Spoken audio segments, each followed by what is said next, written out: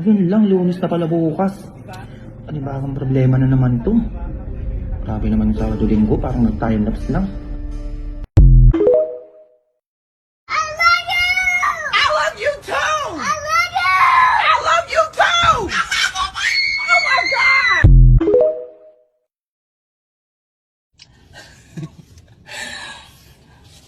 Ibang klase itong kambyo ng aking car.